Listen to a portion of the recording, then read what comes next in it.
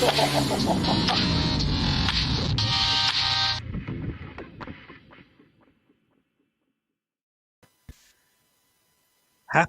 birthday to Is It Fast Live. Today, the Is It Fast Live magazine program where every single week-ish we bring you our handpicked favourite news topics from the world of automotive, motorsport, and fast and interesting things in between. Turns 21. What a massively...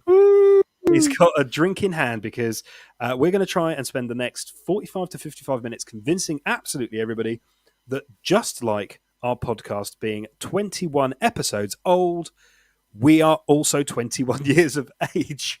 That'll be interesting. Do you remember turning 21? I do, yeah. Well, maybe not the evening. Yeah, certainly I was at uni at the time, so that was fun. I think that's fantastic. And the rest we shall censor.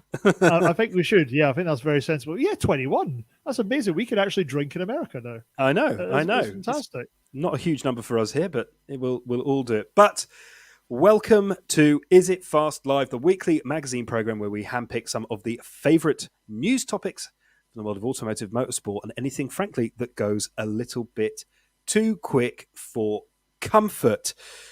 We have quite the action-packed show today. It's quite exciting, if I say so myself, and I do, because I am qualified, apparently, to have opinions on these things.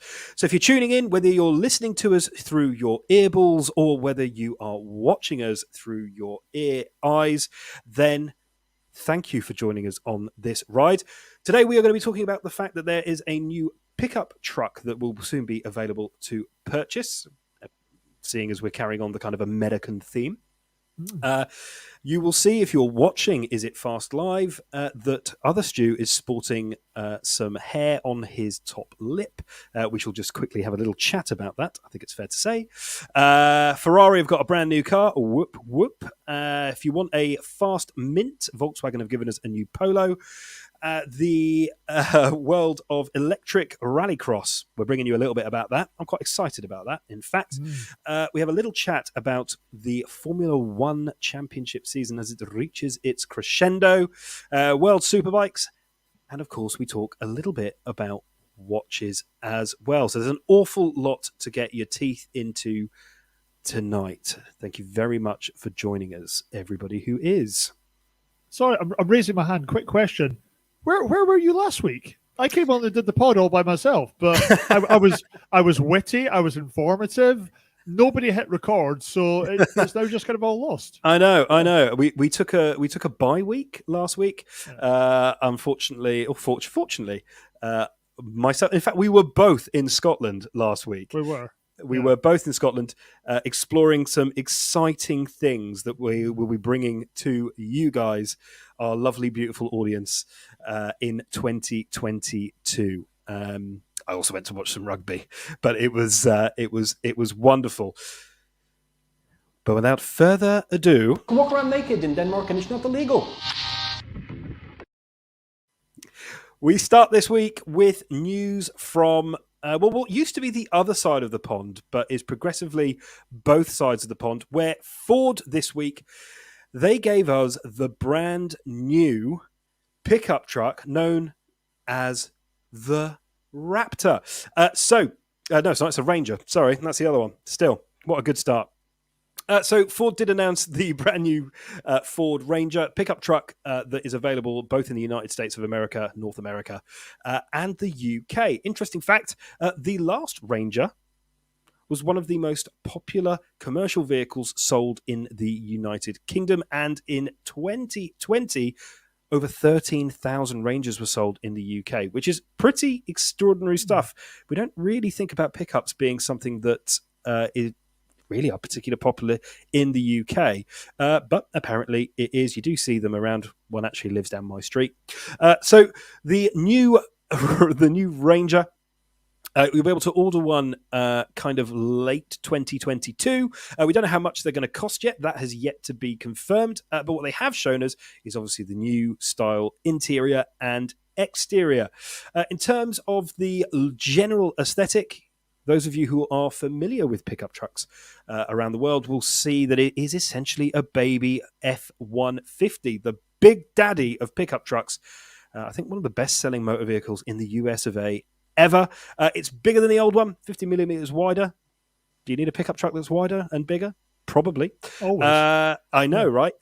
In terms of how it drives around, they're retaining the 2-litre diesel engine, and it's only ever so slightly changed, different cooling in there to make it slightly nicer on the emissions. There'll also be 2 single turbocharged variants and a twin turbocharged diesel as well. Mainly low down grunt. That's what you want. You're going to have tons and tons of stuff in the back. You want to be able to pull off up a hill in the ice. There's also a new 3-litre diesel V6 that has been added to the lineup. And we don't know anything about it, so don't ask me. But it will probably have more than 210 horsepower and 365 pound-foot of torque. They're also saying that there will be an electrified-ish kind of version of this. Ford, who have turned around and said that their lineup will have essentially electric capability by 2024. That means that probably this new Ranger will have a 2.3-litre EcoBoost petrol plug-in hybrid option at some stage. There's some new gearboxes, which I won't bore you with because gearboxes are integral but boring. And that's about it. I think it's quite smart. I mean, if you look at the inside here, it now looks a lot more like the Mach-E and the new Raptor and the new, whatever it's called, F-150. What a belter. I must say, the Ford Ranger, possibly the only good Ranger other than Park or Mighty Morphin Power. I'm a real sucker for a pickup truck. I have zero practical use for one, but God, I want one. It is really just going to be a replacement for the current T6 generation model. It's been around probably about a decade now. Must be about that. As you could have said, it is very much part of Ford's commitment to the Euro emissions in Europe, which is going to be quite interesting to see how they work for that. So it doesn't really look like it's strayed too far from the current model. But do you not feel that the hybrid power for the first time in this kind of vehicle, it kind of goes against everything that a pickup stands for? Like, there's going to be country artists like Luke Bryan, like spinning in their cowboy hats and their spurs with this type of thing. With yes. it. And yeah, I don't know. I definitely want a pickup truck. I don't know if you would lose kind of points down the old honky tonk if your one is a hybrid. I desperately want a pickup, and I, like you, have got absolutely no real reason or need for it. But I quite like American things. I'm a big NFL fan. I'm a massive fan of obesity and all that kind of stuff. It's a great look on me. But I think because they're starting their interiors and actually the whole aesthetic of pickup trucks nowadays, they're less utilitarian and they're just a little bit more, I'm going to use the term razzmatazz. Yeah. Don't know if that's ever been used in relation to a pickup truck before. But yes, I think you might only if you do lose jazz hands for the jazz hands. Yeah. I can't do that. But the interior is much slicker. You've got the big iPad style. You've got all the kind of techie dials and the leathers and the niceties. You've got the nice new C style kind of clamshell headlights at the front of it, and it just looks a little bit smoother and a little bit racier, dare I say. Yeah. So I'm quite happy with it. But yes, I think you will lose if you go with a hybrid version or a plug-in hybrid version. There are several I think they call them Shania Twain points where this is from. I think you lose some Twainies. Yeah, that doesn't impress me much. Yeah. Even if this was Brad Pitt, it wouldn't impress anybody much. But it is, I think, quite a nice vehicle. Well done. It'll be well priced and it will sell. Yeah, but judging by the images that Ford are giving us, the off-road, it looking like it's going to be able to build on the current model strength and then have a little bit more of the off-road capabilities, which is really cool. But we're not really getting this until 2023, and I don't know if you've seen this, but it's going to be part of the PHEV powertrain. Now, this is kind of how far Ford's got behind this. The PHEV has been around for absolutely donkeys now. So they're trying to make it sound really revolutionary, but it's something that's kind of existing. And then this isn't going to be around for a few more years. I think they're leaning back on maybe progress not being as quick as everyone thought it might be. So I think that's probably the fear of God is probably not in them as much as a manufacturer. So maybe that's why they're not rushing combustion innovation through in exactly the same way. But tell us in the comments, what do you think of the brand new Ford Ranger? Do you live in the United Kingdom? And as a result, are you going to buy one as a commercial vehicle, say? Or are you watching or listening from the United States of America and or Canada, eh? And are you considering purchasing one of these new ones? Or are you just going to stick with, probably a much bigger one? Let's be honest. That's generally speaking how it works in the US and Canada, isn't it? They like their trucks big and bulky. Let me just say, for those of you listening and watching live, please do comment. We do read them occasionally when we remember how to read. Stu has his glasses on today. I do not, so it will be him. But hello to Thomas, who says hello. Hey, So, guys. hello. Hey, Thomas. Hello. Nice to see you. Nice to see you. It's always an absolute delight to... actually, there was no verbal abuse there. That was just quite a nice one. So we'll take that. But do tell us what you think of the new Ford Ranger. But in the meantime, like so many American icons and Texas Rangers, Stu is sporting something on his top lip. For those of you who are listening, lucky you. For those of you who are watching, Stu is sporting quite the mo. And if you're asking why, here is a little clip of what you can do if, like Stu, you've been waiting for his mo to grow all through Movember.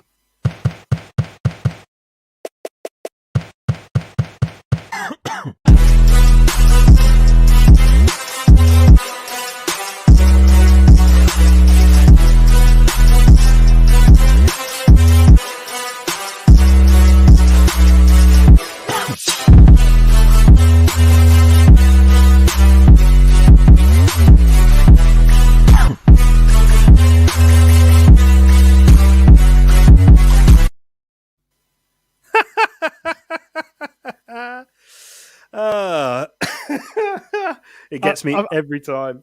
I feel violated. I feel like one of those girls that's filmed without her permission at the gym. All I'm doing there is pumping iron, just trying to keep myself good and ready. But no, Stu, thanks again for helping us put those videos together. Movember is a cause really, really close to my heart. For those of you that don't know, it is all about the fight against prostate and testicular cancer, as well as getting us bros to just kind of open up and talk to each other so we can share and be a healthier community altogether. Absolutely. So thanks very much. I take the biscuit mainly because it's just low hanging fruit. It's quite easy, but absolutely, all you mo's and bros hang together there. It's for a fantastic cause. We do have dotted around all of our social media pages ways to donate to Movember and to Stu's Movember page as well. He has raised thousands of pounds over the years and continues to do so for great causes. So please do whatever you can, give whatever you can. Share the videos that are on there on our Facebook page as well as anything. And please do share the news and most importantly, be there for each other and check yourself. I think that's probably the message. Indeed. Moving on to, what actually felt like for a while was news that was coming every single week. But thankfully, the boys and girls over at Ferrari have actually slowed down the pace with new cars recently. But in the last few days, they gave us this. This is quite the striking looking, ultra exclusive Ferrari Daytona SP3. It's part of the ever increasing Icona lineup of Ferraris, where Ferrari are releasing mainly for some of their best, most exclusive, and frankly wealthiest customers.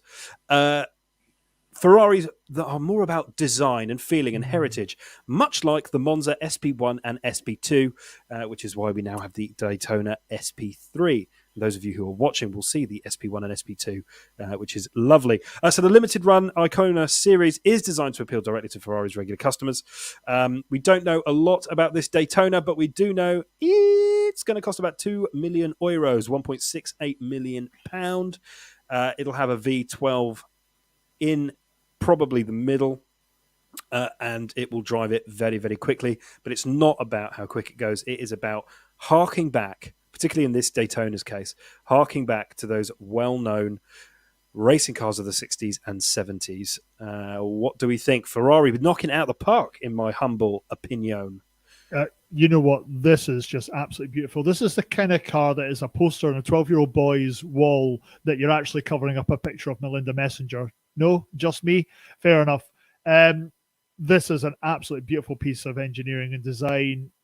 Unlike the more kind of computer-generated McLarens and the new Corvette, this car is proof that the humans can still design beautiful automobiles. Ferrari's being very bold at the moment, and it feels like they've really found their creativity again. For me, sadly, we're not sure how many of the 599 are going to make their way to the UK. But Is It Fast can reveal that Greta Thunberg is actually getting one. We learned that the other day. I can verify that. She's decided to spend 2 million euros on a V12, one of probably only 10 Icona branded Daytona SP3s.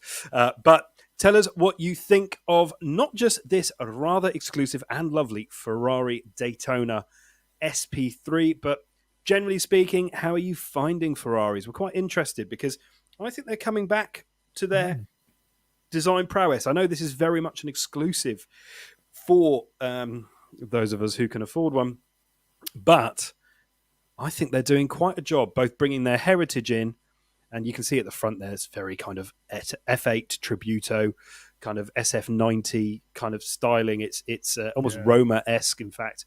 I was lucky enough to be around an SF90 last week and a Tributo, and I can say that they do look incredible. And this is definitely up there. So yes, tell us what you think of the brand new Ferrari Daytona SP3, part of the exclusive, very exclusive Icona range, buddying up with the SP1, SP2 Monza, which they, of course, gave us a little while ago. Fair play, Ferrari. I think it's always, I like, I don't mind that they're expensive. I don't mind that they're exclusive. That's the point. I think a lot of supercar manufacturers recently have gone the other way and gone, how do we pump out as many SUVs, frankly, obviously not Ferrari, but it's coming to be rumoured, banging them out. Whereas this is, do you know what? There's going to be 10 of them or something, and it's going to cost £1 million, and you probably won't get one, and you probably will never see one. That's what they should be about. I enjoy that massively, frankly. But there we go. That's my thoughts on it. But tell us your thoughts at home. Ferrari, how are we doing? And what do you reckon of the new Daytona? Hi, Alder Stewart here. You're tuning in to Is It Fast? From cars that no one will buy to cars that everyone will buy. A little while ago, Volkswagen revealed the new Polo GTI. We did discuss it at relative length here on Is It Fast, so I'm not going to do it again. But this week, they have revealed the pricing for the brand new GTI. There's just one specification level available for the hatchback. Starts at 26.5-ish thousand £1,000. 2-litre turbocharged petrol engine producing 204 brake horsepower. 236 pound-foot, around about, between, let's be honest, 2,000 to 4,000 revs. 0 to 62 in 6.5 seconds. There are going to be 4 driver modes: Eco, Individual, Normal, and Sport.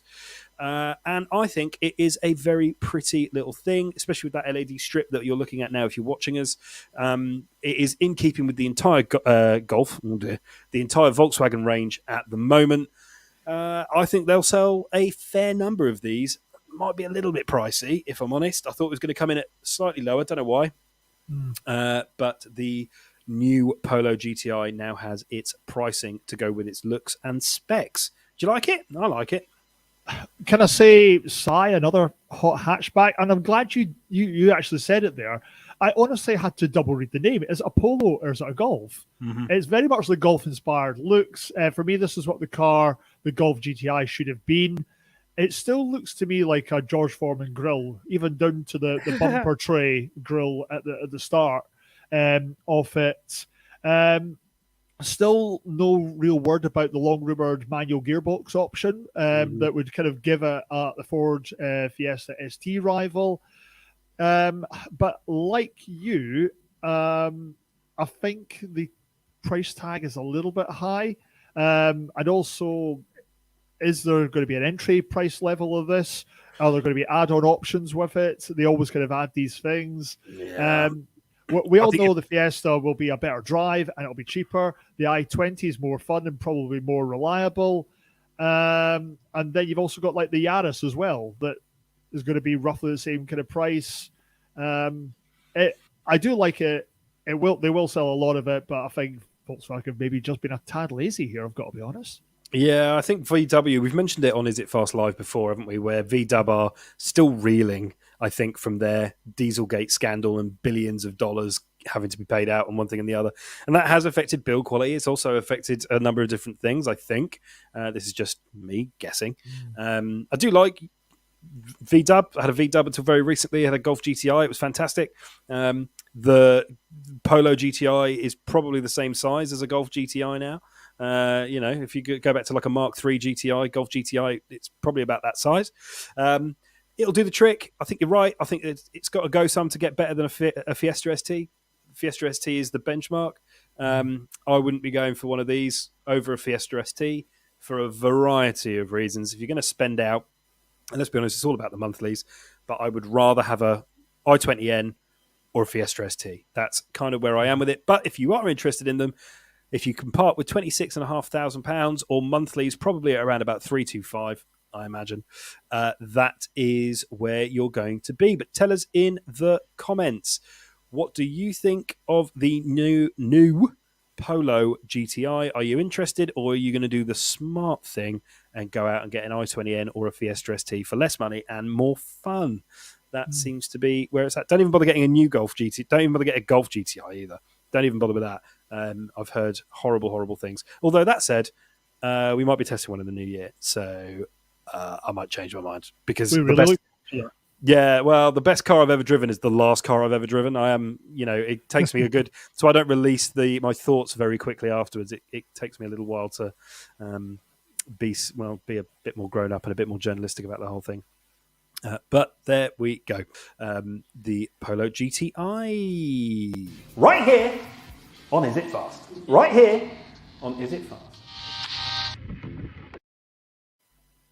Now we're about to talk about a car that I think most of us, if not all of us, can agree is one of the best cars of all time.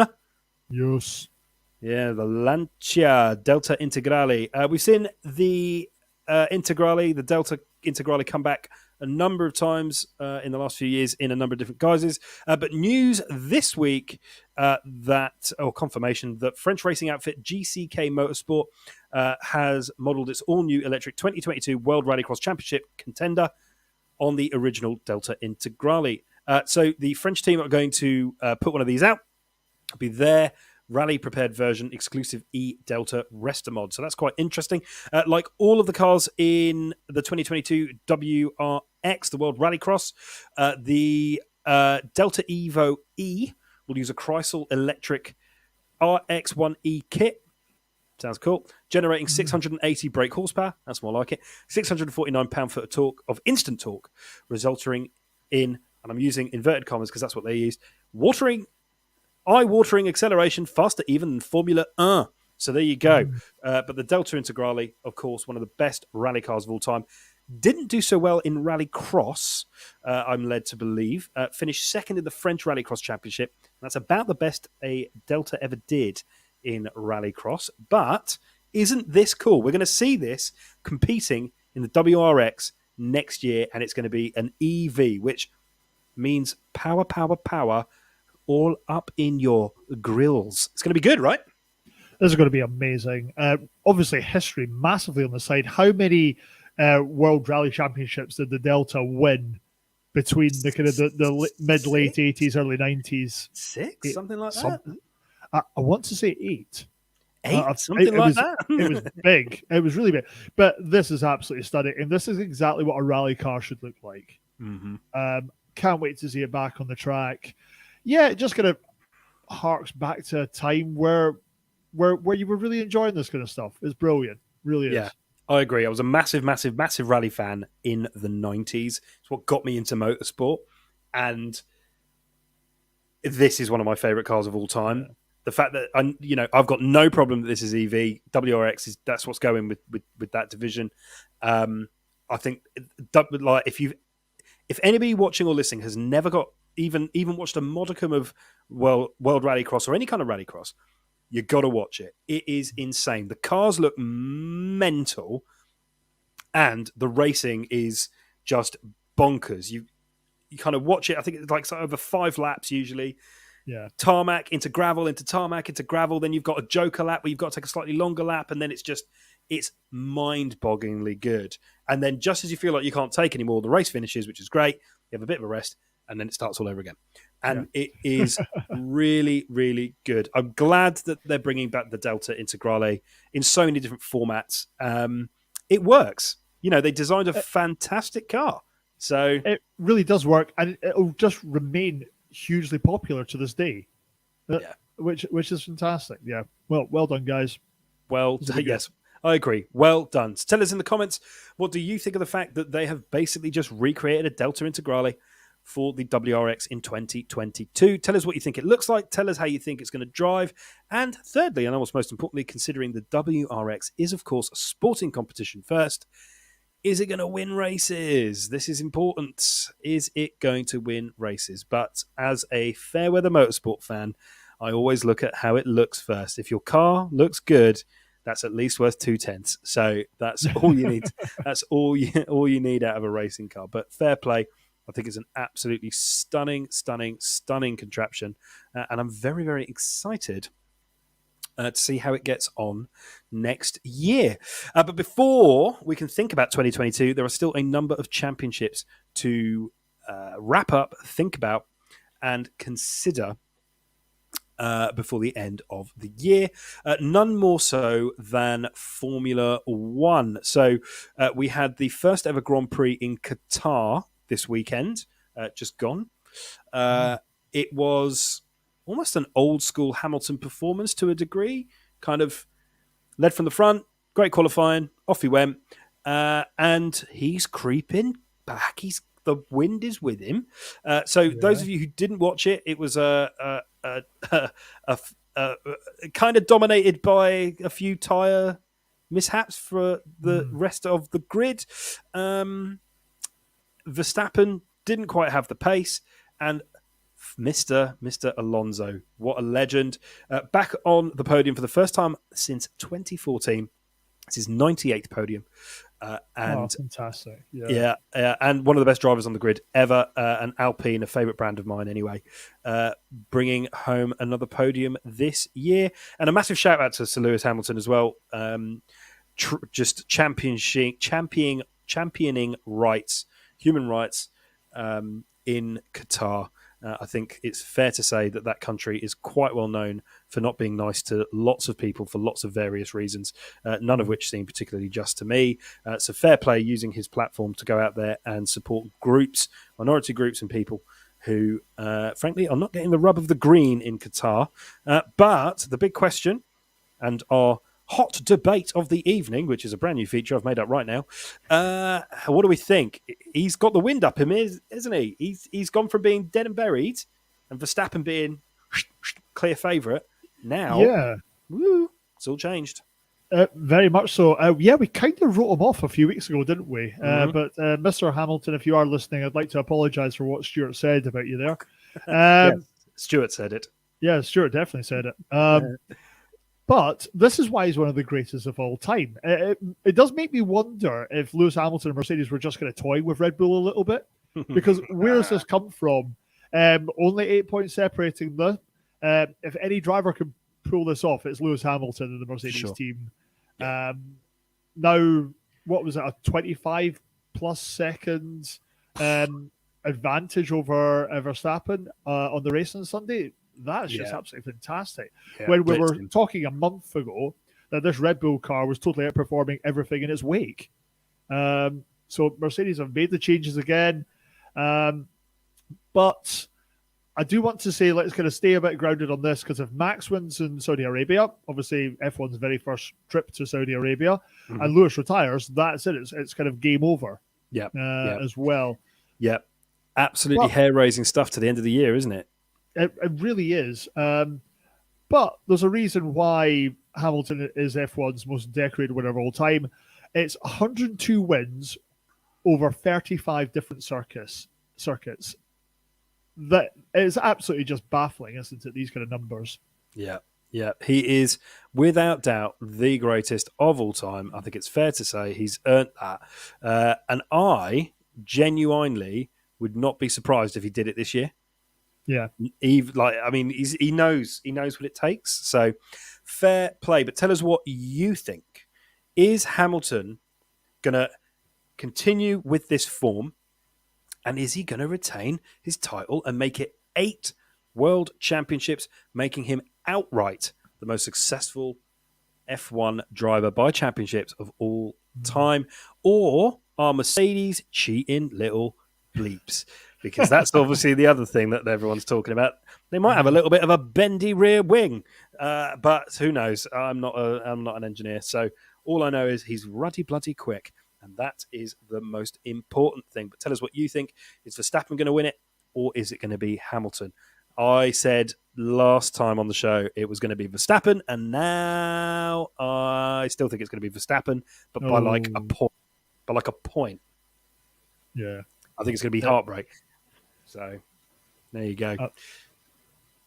Difficult to tell. That's we wait with bated breath. That's what's beautiful about it. Oh, this is sport. This is sport. Everyone thought he was dead and buried, and he was only buried. No, that's not the saying. You can keep. Well, yeah, if you're buried, if you're just buried, you can still you're getting out. If you're dead and buried, you're done. Anyway, can't remember my point. Oh, Hamilton or Verstappen, which one is going to win? Just a little bit of news as we head from 4 wheels to 2 wheels. This is going to be good news for some people, bad news for Jonathan Rea. Jonathan Rea, he was the 6th time in a row World Superbike champion, was on course, frankly, for another one, and then, by his standards, had a bit of a dodgy season, which means this chap here, the Turkish rider, as denoted by the flag he's carrying around there, Toprak Razgatoglu, claimed his maiden title. The 25-year-old ended up 13 points ahead of Rea, which was incredible, and got himself that championship. The Superbikes, which probably needed this, I'm not going to sit here and talk about it for ages, but the Superbikes probably needed a different champ, not because Jonathan Rea was not worthy of it at all, because of course he was, but I think just for people who want to get into it a little bit more, I think it was important that someone else took the title. Last year it came close. Year before it came close, but this year finally Razgat. Oh God, I knew it. If I said it slowly, I wasn't going to get it. Razgat Toprak managed to seal the deal. Not really your jam, is it, World Superbikes? Not really. You can definitely take your hat off to Razgatoglu. Breaking's the duct and of everything like that. I do feel sorry for Jonathan. As you said, he's been a fantastic champion. He'll be back. Obviously, now he's driving home for Christmas, where I think his brother Chris is getting him a lift, which is good from it.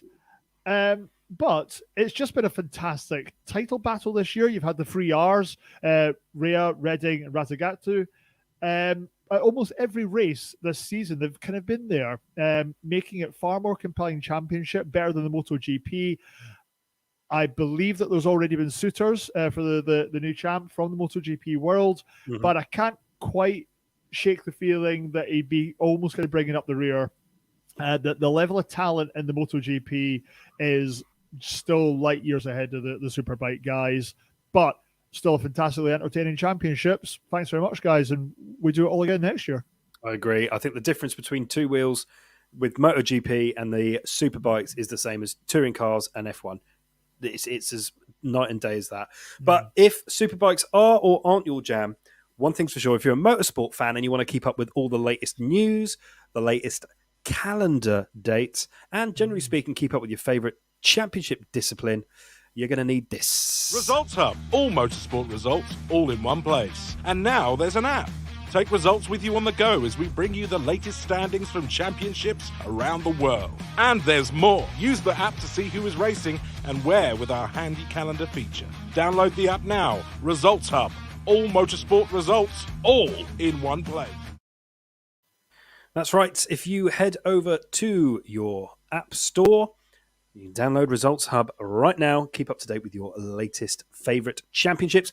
There is still a few running around the world. And of course, if you've got a computer, you can go onto a website called resultshub.com. It's completely and totally free.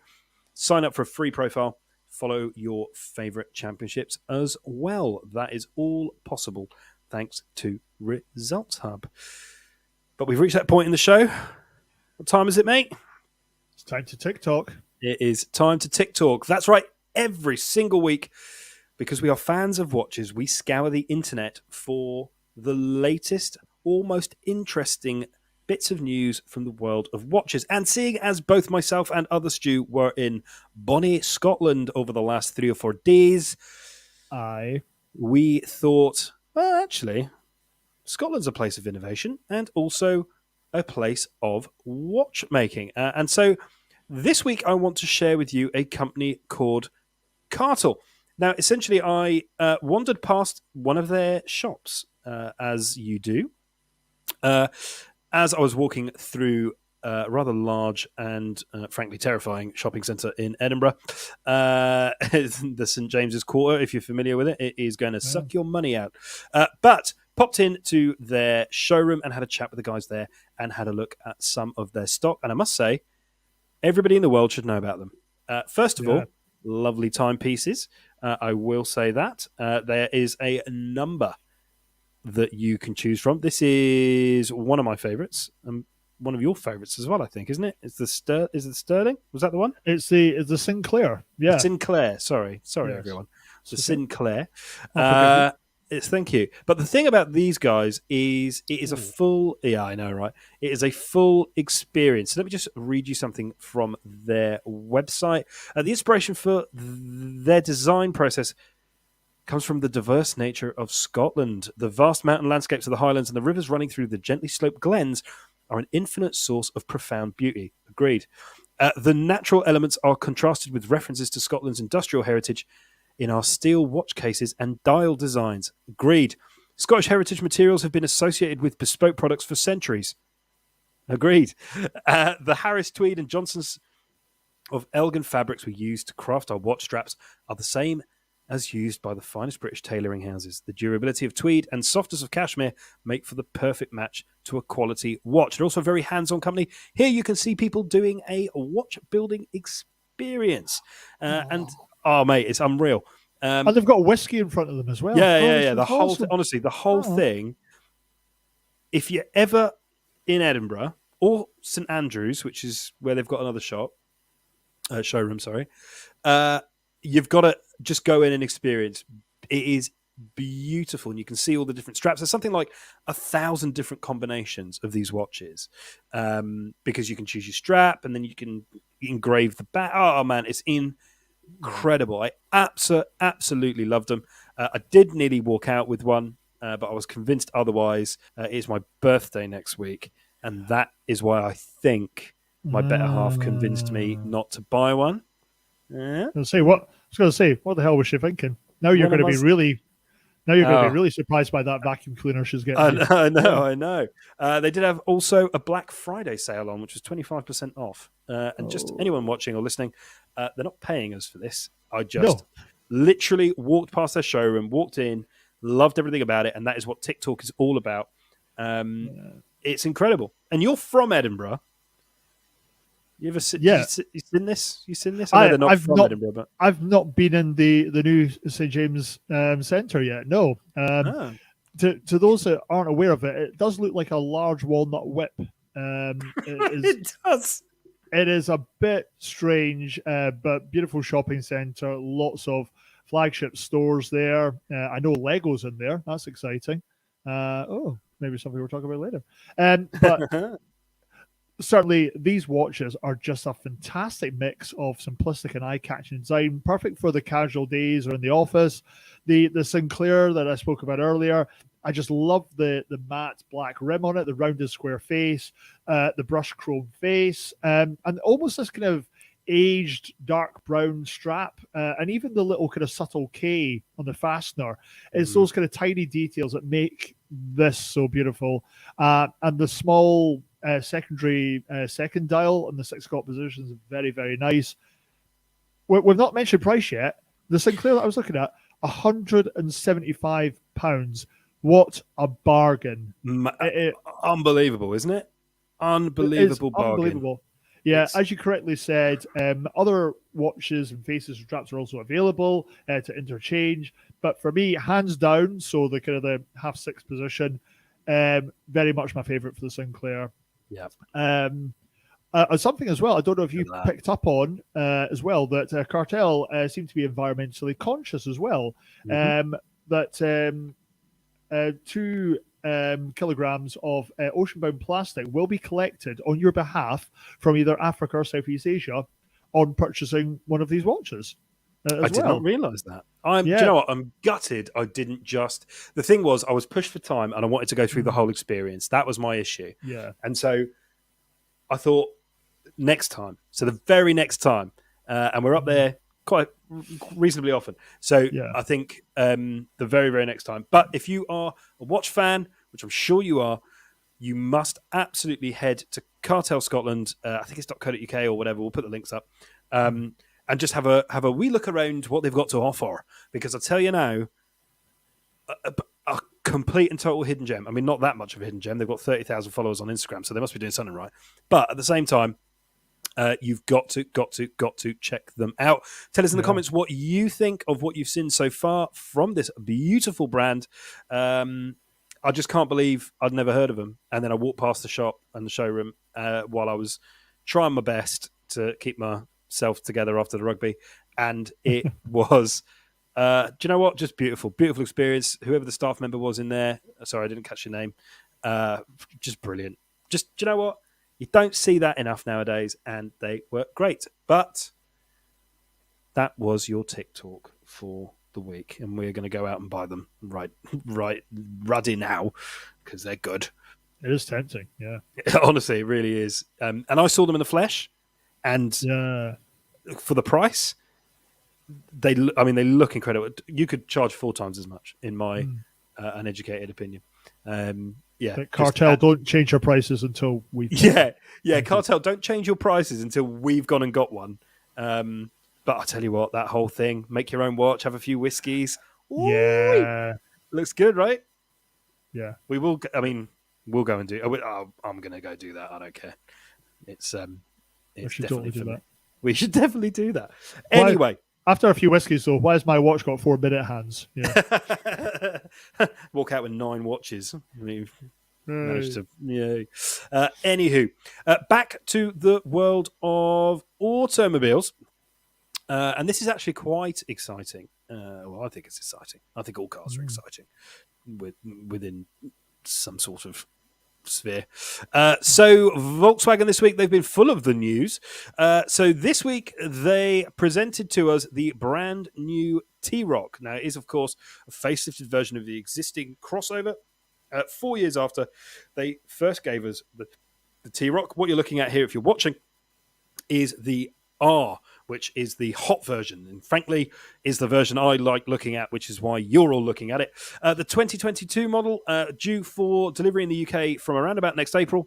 It's got a collection of exterior and interior design upgrades, which is great. So they've also got lightly revised petrol and diesel engines. The new front end looks much like a lot of the other VW range, which is fair enough. Makes perfect sense, seeing as we are halfway through the 8-year model cycle of the TRoc. So only 4 more years to go if you don't like this car.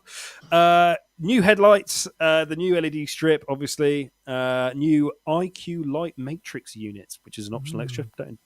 Sounds all right. Revised grille, and a lot more plastic, and a larger VW logo. So there you go. Among the engines, you'll get have the option of getting a 1 litre 3-cylinder with 108 brake horsepower. Good luck getting to 60. And then 2 4-cylinder units, a 1.5 litre with 148 brake and a 2 litre with a 187 brake, which I think would be plenty for this. So that's all good. Front-wheel drive is standard, but you do get a 4-motion 4-wheel drive version as an option as well. There's a bunch of diesels. I'm not going to bore you all half to death with it. But the TRoc R, now a TRoc R lives up the street from me, and I used to hate it, and now I look at it kind of every day when I walk the dog. I'm actually quite interested in it. Turbocharged 2 litre 4-cylinder petrol engine, 296 brake horsepower, 295 pound-foot of torque, just crazy. Then you combine it with a DSG 7-speed dual-clutch gearbox, 4-wheel drive, 0 to 62 in 4.9 seconds for a crossover is madness. The TRoc R will obviously cost a lot of money, but if you're just looking to get yourself in a TRoc, we're not sure of the prices for the new one, but we reckon it's going to go up. So probably starting at around about £20,500 for a new TRoc. But this is growing on me, although I'll never have one. We actually had one as a courtesy car last year, and I was not sold. It's utter cack. But it's probably all right if you want one car in your family to do a number of different things, but you don't have that much space. It's probably the right option. None of the jobs are going to be done well but adequately. Yeah, that's the opening line on my CV. That's absolutely. And dating profile. It's a bit deja vu all over again for me. This just looks like a slightly beefed up version of the Polo GTI that we were speaking about kind of half an hour ago. Yeah. I really do like the interior, very spacious, but they're trying to build it as a fresh design. Yeah, it's more chrome, more LED, and there's kind of a blue dashboard instead of the orange dashboard. I'm not really sold on it. I don't think I'm going to be that concerned when we get to the end of the remaining 4 years of the cycle for it. Sorry guys. I don't want to finish on a car downer here, but no, but it's fair enough. These crossover-y mini things are very much of our time. I feel in 20, 30 years we'll look back at them and go, ugh. The fact they do a hot version is what gets me, because they just look better, and I like a hot Volkswagen of anything. A Krapovich exhausts there, which are just, it makes a noise. It's all good from that respect, and apparently it rides quite well. The version that we got was a Bogo standard, while our GTI was in, and it was rancid, like proper rancid. The inside was rancid, the ride was rancid, and you're like, what the hell? This is basically a Golf on kind of stilts. How can it be so bad? It was really bad. Have you seen the version that they've got that's a roof down? Yeah, that's ridiculous. Yeah, that's the most crazy looking thing I've seen. A little cabriolet. I don't mind that. I would never own one, but I look at it and go, that's all right. And my other half actually quite likes it, and she's a car person, but she's like, well, actually, it looks all right. But again, looks all right. I ain't never getting it. You know what I mean? But tell us what you think. Do you think the TRoc should be put to bed, even though it's only halfway through its life cycle? Or do you like the new version? Do you think that the upgrades are befitting of a car that is selling relatively well? So what? Not a surprise, in fairness. But tell us what you think. But from cars that are real to cars that are double real. We finished this week with a bit of news that Stu stumbled across on the internet. That's not the usual thing he looks at. But you might have missed this story from early in the year. Lego and Toyota got together and made themselves a life-size Cupra. So there you can see a real-life Cupra and a Lego Cupra. Oh. Tell us which one is the real one. The Lego Cupra, 477,000 bricks. And you can actually get in it. Yeah. And you can actually drive it. Not as quick as a real Supra, It will go 17 miles an hour. But this seems to have gone under the radar a little bit, so I'm glad that you picked this up for us this week. The Supra Lego. Isn't it cool? Yeah, this is absolutely fantastic. It's been on display at Legoland Japan. This project is in honor of the Supra's 35th anniversary. And not surprisingly, it's just been a massive hit with Lego fans and obviously Toyota fans as well. Who doesn't love Lego? I just want to know, do we know what age they put on the box that this came in? I mean, you'd be hard-pushed to swallow the Supra made of Lego at this stage, but I imagine the bricks are big enough. And I suppose kind of just as well, it can only go 17 miles an hour because you would not want to put your foot down on this. No, absolutely not. No, absolutely not. It did take a team behind this to build it. It took them 225 days, 21 model builders, and 2 actual kind of mechanics as well. Invested over 5,000 hours in the project. That is astounding. But it looks brilliant. And the fact that it actually moves as well. This isn't a stationary big model. Oh, yeah, that's quite cool. It's next to one of the real ones here. It's very smart. You can just imagine, though, hitting a pothole and the thing is going to explode into like 100,000 bricks. And my final thought on it, when it breaks down, do you have to call a mechano? Oh. There we go. Well, I know Meccano and Lego is something different before anyone complains. Come on. But it's basically the same. No, there you go. The Supra made of 477,000 pieces of Lego that actually moves to commemorate, as you said there, Stu, the 35th anniversary of Supra. Before we let you all go, what would you like to see made of Lego? Either a car. What car do you think would suit being made of Lego? Or something else? I mean, there are things that don't suit being made of Lego. I'll start. Tumble dryer. Yeah. That's me. But tell us in the comments, what car would you like to see made of Lego? Or, alternatively, what white good? I've decided. Fridge made of Lego. Anything will do.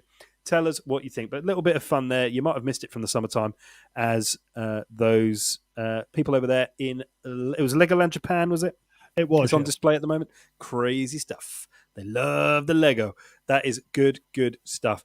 But unfortunately, as we often do on this show, we've gotten to the end of Is It Fast Live, the podcast brought to you by Is It Fast Media Group, where we bring you not just this group of bits of information every single Wednesday at 7 p.m. live, which you can tell is recorded live and distributed live. But make sure that you do tune in for interviews, live motorsport, automotive news, and of course, make sure you visit our social media profile pages, YouTube, Facebook, Instagram, Twitter, and our website, of course, to keep up with all the latest from the team and your favorite motorsport stars, automotive cars, and everything in between. Remember, please do head over to our Facebook page and donate to the Movember cause. Still a few days left to do that. Every single penny is greatly appreciated. If you can't find how to do it, do feel free to give us a message, but there's quite a bit going on there, as you can imagine. And of course, do follow us on your social media platform of choice to make sure you don't miss a single bit of what comes out of the Is It Fast group, because there's a lot. But thank you. Of course, we miss half the stuff that comes out from us. I miss over half the stuff. But thank you very much for watching. If you were indeed watching, thank you very much for listening. If you were listening, and of course, thank you as always to Other Stu for keeping us right up in there in the news that gets the views, and buy a cartel. That's Until next time, thank you very much for watching and or listening, and we will see you